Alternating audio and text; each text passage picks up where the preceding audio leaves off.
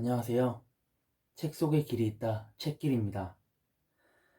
졸리의 금융문맹 탈출 2부 시작하겠습니다.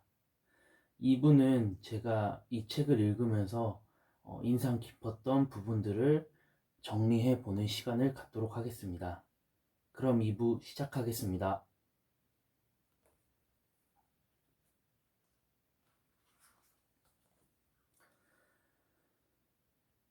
지금 우리나라는 중대한 기로에 서 있다. 거의 기적이라 불릴 정도의 놀라운 경제 성장도 이룩했고 전반적인 교육과 국민의 지식도 세계인들이 감탄할 만한 수준에 이르렀으며 심지어 예술과 문화 영역에서조차 추종자가 아니라 선도자가 될 정도의 발전을 성취했다. 그런데 왜 개개인의 삶은 여전히 팍팍하고 암울하고 빈곤할까? 왜 금융문맹이라는 오점을 지니게 된 걸까? 이제 우리는 결정해야 한다. 계속 일본을 따라갈 것인가? 아니면 일본의 전철 밟기를 그만두고 유대인을 따라갈 것인가? 나는 우리가 유대인들의 길을 따라가야 한다고 믿는다. 특히 우리 자녀들을 건전한 큰 부자로 만들려면 유대인들로부터 배울 필요가 있다. 유대인들이 부자가 되는 이유는 여러 가지가 있겠지만 크게 두 가지를 꼽을 수 있다. 유대인은 13살이라는 어린 나이에 성인식을 한다. 13살부터 어른 취급을 하고 친척들이 모아준 돈으로 일찍부터 투자를 배워 오랫동안 투자, 즉 돈이 일하게 하는 것을 깨닫게 함으로써 일찍 경제적 독립을 일깨워주는 교육을 한다. 가족과 함께하는 시간을 갖는다. 유대인들은 종교적인 이유로 금요일 저녁 해가 지기 전에는 반드시 집에 들어가야 한다. 온 식구가 둘러앉아 저녁을 같이 하고 많은 대화를 나눈다. 유대인의 교육은 대부분 가정에서 이루어진다.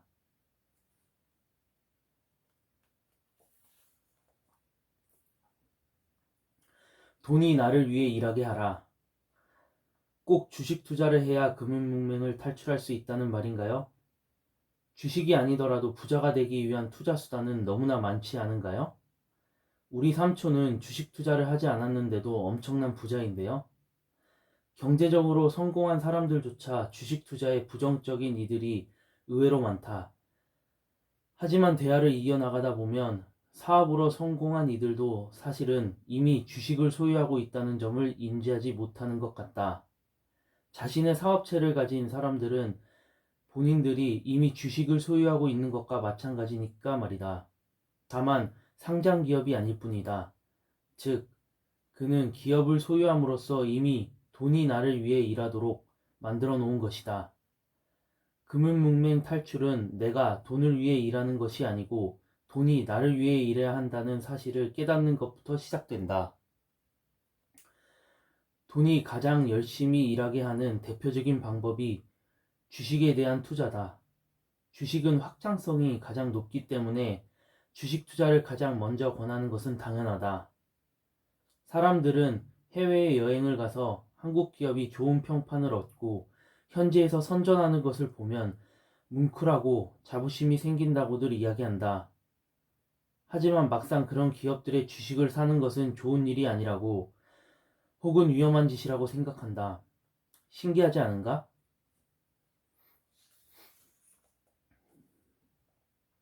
주식을 취득하는 것은 그 회사와 동업하는 것과 똑같은 행위다.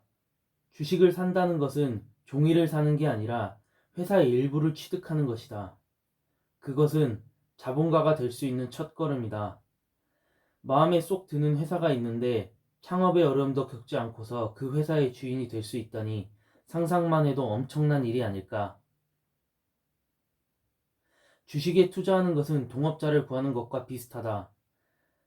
투자 대상 기업에 대한 지식을 좀 더 넓힌 다음에 주식을 매입하는 것은 그 회사와 동업하기 위함이라는 것을 깨달아야 한다.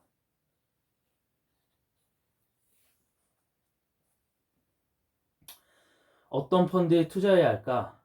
어떤 사람들은 개별 주식에 투자하는 것을 선호하고 더러는 이것저것 귀찮기도 하고 시간도 없고 해서 펀드에 투자하는 것을 선호하기도 한다. 펀드에 투자하게 되면 주식에 투자하는 것에 비해서 수수료가 붙지만 그것을 감수하고서라도 펀드 투자를 하고 싶어하는 사람들도 있다.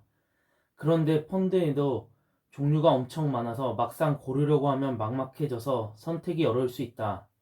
어떤 펀드를 골라야 하는지, 이 펀드가 자신의 투자 철학과 맞는지 판단하는 방법 등을 알려주고자 한다.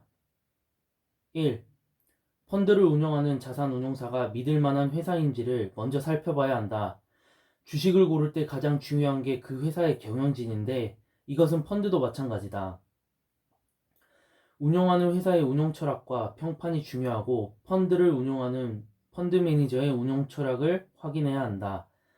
그리고 펀드 매니저가 여기저기 자주 옮겨 다닌 사람인지도 반드시 알아보아야 한다. 펀드의 운용자가 자꾸 바뀐다면 그 펀드는 운용 철학이 여러 번 바뀔 가능성이 높다. 그래서 한 펀드 매니저가 오랜 기간 펀드를 운용할 수 있는 인프라가 되어 있는 자산 운용사인지 실질적으로 그 펀드 매니저가 몇 년 동안 일했는지를 반드시 살펴야 한다. 2. 장기적으로 투자하고 있는지를 알아봐야 한다. 장기적으로 투자했는지를 알아내는 방법의 하나가 회전율이라는 지표를 확인하는 것이다. 회전율은 펀드 매니저가 그 펀드를 운용하는 동안 얼마나 자주 샀다 팔았다 하는지를 나타내는 빈도다. 그래서 보통 정상적인 펀드라면 1년에 30%에서 많아야 100%의 회전율이 일반적이다. 여기서 100%라고 하는 건 쉽게 얘기해서 1년 동안 펀드 포트폴리오가 다 바뀐다는 것을 말한다. 그러니까 평균적으로 투자 기간이 1년이라는 얘기다. 회전율이 20%라고 하면 100을 20으로 나눈 숫자로 평균 투자 기간이 5년 정도라는 뜻이다. 어떤 주식은 10년 가지고 있고 또 어떤 주식은 1년 가지고 있다가 팔 수도 있지만 평균적으로 5년 정도 가지고 있다는 것이다. 어떤 펀드의 회전율이 1000% 혹은 500%라면 펀드 매니저가 주식을 자주 사고 팔고 있다는 뜻이다. 걱정할 만한 요소다. 여러분이 장기 투자를 믿는다고 가정하면 내가 투자하는 펀드가 장기 투자를 하고 있느냐의 여부를 가리키는 이 회전율은 중요한 척도가 된다. 그래서 투자할 펀드를 고를 때는 회전율이 어떻게 되는지 반드시 알아야 한다. 3. 세 번째로 봐야 할 것은 수수료다. 개별 주식을 사면 수수료를 낼 필요가 없는데 펀드를 사게 되면 자산운용사는 고객 대신 투자해주는 대가로 수수료를 부과한다. 수수료는 수익률에 직접 영향을 끼치기 때문에 반드시 체크할 요소다. 펀드의 성격에 따라 수수료는 달라진다. 사람의 손이 많이 들어갈수록 수수료는 높아진다. 예를 들어 비상장 기업에 투자하는 펀드는 연구 인력이 많이 필요하므로 높은 수수료를 부과한다. 하지만 같은 펀드라도 판매 채널에 따라 수수료가 달라지기도 한다. 비대면으로 투자하면 판매 수수료와 선취 수수료 등을 크게 줄일 수 있다. 펀드를 자산운용사에서 직접 사지 않고 은행이나 증권사 같은 판매처를 통해 매입하는 경우에는 보통 추가 비용을 지불해야 한다. 4. 단기간의 수익률을 보고 판단하는 우를 범하지 말아야 한다. 펀드를 고를 때 3개월, 6개월 정도의 단기간 수익률이 제일 높았던 것을 선택해 투자하는 사람들이 아주 많다. 하지만 6개월 동안의 수익률이 높았다 하더라도 그 다음 6개월 또한 좋을 것으로 예측할 수는 없다. 최근 3개월, 6개월 혹은 1년의 수익률을 보고 펀드를 고르는 것은 좋은 방법이 아니다. 그런데도 대부분의 은행이나 증권회사 창구에서는 단기간의 수익률을 바탕으로 펀드 추천을 하는 경우가 대부분이다. 펀드를 고를 때는 앞에서 얘기한 자산운용사의 평판과 철학, 회전율, 비용이 어떤지가 단기간의 수익률보다 훨씬 중요한 요소다. 그리고 펀드를 선택한 후에는 꾸준히 추가로 여유자금을 투자해야 한다. 다시 강조하지만 단기간의 실적을 바탕으로 한 금융기관의 권유는 무시할 필요가 있다. 20% 벌었으니까 다른 펀드로 갈아타야 한다든가 20% 손해보았으니 현금으로 바꾸라는 식의 권유는 결코 바람직한 투자 방법이 아님을 명심해야 한다. 펀드 매니저 자신은 이 펀드에 투자하고 있는가? 쉽지는 않지만 펀드를 고를 때 반드시 알아야 할 또 한 가지가 있다. 펀드 매니저나 그 자산운용사의 직원들 역시 자신의 돈을 그 펀드에 투자하고 있는가 하는 요소다. 이 역시 대단히 중요하다.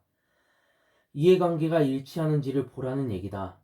펀드가 잘 되든 안 되든 펀드 매니저와는 상관이 없는 상태라면 펀드 매니저와 고객의 이해가 일치되지 않는 것이다.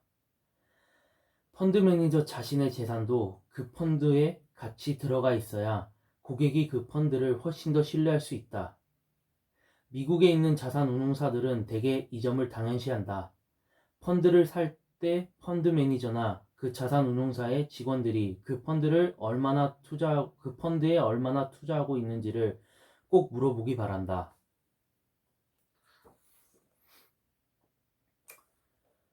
주식 투자는 기술이나 기교가 아니라 철학이다. 주식에 투자하는 이유는 그 회사의 장기적인 경쟁력을 판단해서 동업하는 것과 같기 때문이다. 주식을 사는 것이 아니라 기업의 일부를 사서 동업자가 되는 것. 이게 나의 철학이다. We buy companies, not just shares. 주식을 산다는 건 내가 그 기업을 사는 것이지 종이를 사는 게 아니다. 그게 바로 합리적인 투자 문화다. 그런 생각을 하는 사람이 하나 둘씩 더 생기고 퇴직연금, 연금저축도 그런 철학으로 투자한다면 대한민국 기업들도 자금 조달 비용이 낮아지고 결과적으로 경쟁력을 갖게 되며 그런 기업에 투자한 사람들의 노후 준비도 당연히 잘 될 것으로 믿는다. 이런 것이 선순환 아니겠는가? 부자가 되는 비결은 기술이 아니라 인내와 철학이다. 여유자금을 만들어서 투자하고 기다리면 된다. 아주 간단하지 않은가?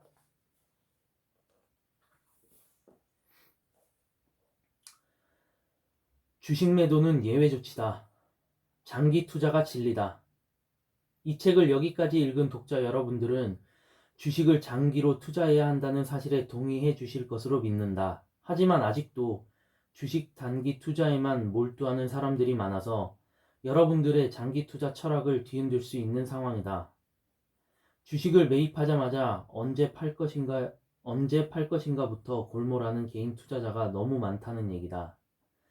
주식 투자는 장기 투자여야 한다는데 동의할 수 없다는 사람들은 대개 이런 걱정들을 한다. 주식은 언젠가 팔아야 하지 않나요? 오래 들고만 있다가 회사가 잘못되면 어떻게 하죠? 물론 그럴 수도 있다. 실제로 10년 투자했는데 가격이 10년 전보다도 하락했다는 예를 들면서 장기 투자는 옳지 않다고 항변하는 이들도 있다. 하지만 10년 투자해서 10배가 됐거나 100배가 된 주식도 수두룩하다는 사실을 잊으면 안 된다. 주식 투자란 그 회사의 지분을 갖게 되는 것이어서 회사가 잘 되면 그 이익을 공유할 수 있다. 그게 바로 장기 투자를 하는 이유다. 오랫동안 기다렸더니 그 회사의 가치가 커져서 나도 그 회사의 주인이기 때문에 같이 이익을 나눌 수 있다는 굉장히 단순한 진리다. 몇 종목에 장기 투자를 했음에도 불구하고 주가가 하락했으니까 단기 투자를 해야 한다는 논리는 지극히 잘못된 이론이다. 이것은 마치 나는 부자가 되기 위해서 기업에 투자하는 게 아니라 도박장에 가겠다는 것과 같은 논리다. 또 장기 투자라고 해서 무조건 오래 갖고 있어야 한다는 것은 결코 아니다. 오랫동안 투자하게 되면 그 주식의 가격이 크게 변하기도 하고 펀더멘털에 변화가 생기기도 한다. 투자 당시와 별로 달라진 게 없다면 굳이 매각할 이유가 없다. 주식을 매입할 때 또렷한 이유가 있는 것처럼 매도할 때도 그 이유가 분명해야 한다. 10% 올랐으니까 팔거나 반대로 10% 떨어졌으니까 손절매하는 방식은 도박장에 간 것과 크게 다르지 않다. 주식을 매각해야 하는 것은 예외조항이라고 생각하면 된다. 주식을 팔아야 할 세 가지 예외. 그러면 주식은 언제 팔아야 할까? 5년 후 또는 10년 후가 될 수도 있다. 일단 주식을 사면 팔 필요는 없다. 그게 5년이든 10년이든 회사가 꾸준히 사업을 잘해서 돈을 잘 벌고 있다면 매각할 이유가 없다. 다만 장기 투자를 하더라도 매각을 해야 할 시점이 있다. 일종의 예외라고 할 수 있다. 나는 이처럼 주식을 팔아야 할 예외적인 경우가 크게 세 가지라고 본다. 1. 첫 번째로는 갑작스럽게 주식 가격이 급등했을 때다. 예를 들어 어떤 회사 주식의 가치가 5만 원이라고 판단하고 앞으로 시간이 가면서 그 회사의 가치가 올라갈 것으로 생각했다. 그런데 갑자기 이해할 수 없는 이유로 5만 원에 산 주식 가격이 일주일 만에 10만 원으로 배가 되었다고 치자. 그런 경우에는 파는 것도 고려할 필요가 있다. 2. 두 번째로는 세상이 변했을 때다. 매입할 당시에는 해당 기업이 가지고 있는 경쟁력이 상당히 좋았는데 여러 가지 이유로 그런 기업들이 더는 경쟁력을 유지할 수 없다고 판단할 때다. 3. 그리고 세 번째로는 새로운 투자를 할 때다. 투자는 언제나 여유자금으로 실행해야 하고 시장을 예측해서 현금 자산을 늘리거나 줄이는 방법은 좋은 방법이 아니라고 강조한 바 있다.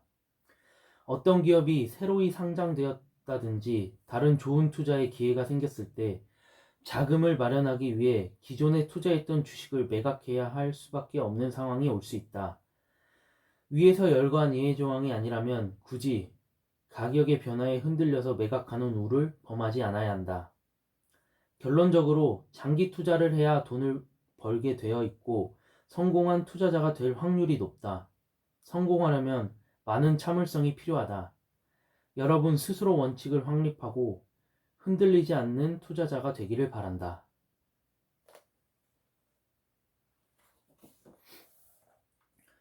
올바른 투자 어떻게 시작해야 할까?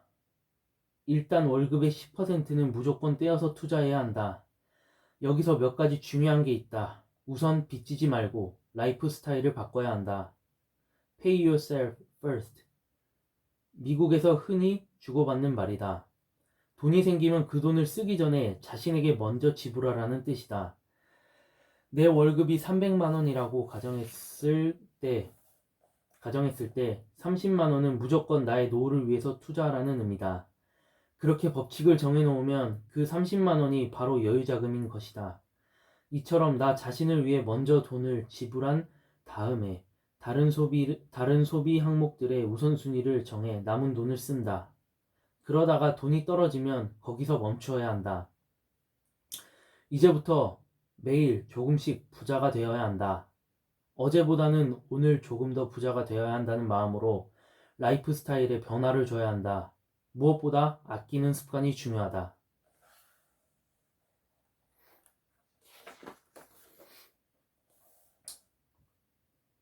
금융의 본질이 무엇인지 한번 곰곰이 생각해보자. 돈이 나를 위해서 부지런히 일하도록 만들어야지. 내가 돈을 쫓아다니거나 돈을 위해서 일해서는 절대 끝이 보이지 않는다. 금융의 본질은 바로 돈이 나를 위해서 일하게 만들어야 한다는 진리를 깨닫는 것이다. Make your money work for you. 나를 위해서 돈이 열심히 일하도록 만들자는 얘기다. 내가 가진 자본을 극대화하는 라이프 스타일이 최선의 길이요. 자본을 없애는 라이프 스타일이 최악의 길이다.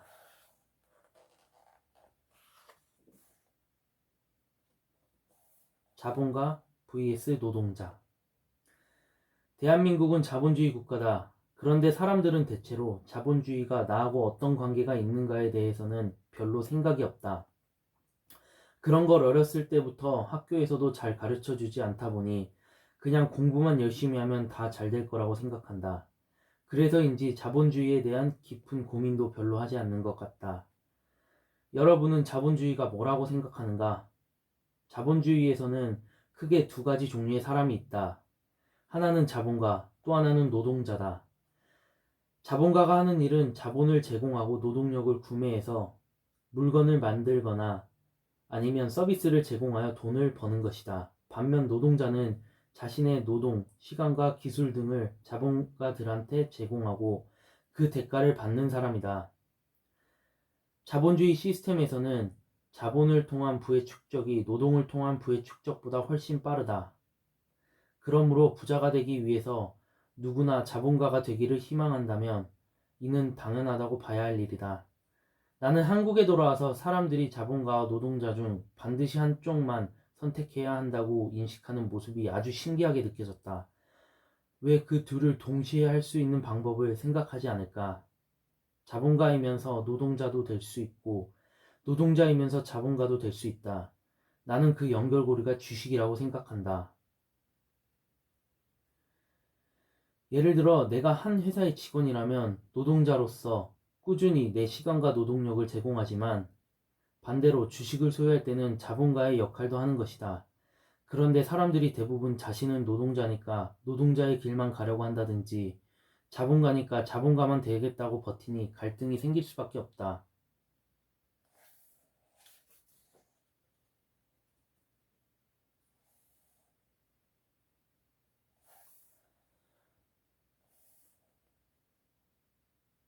이상 졸리의 금융문맹 탈출 2부를 마치겠습니다. 좋아요와 구독 꼭 부탁드리겠습니다. 감사합니다.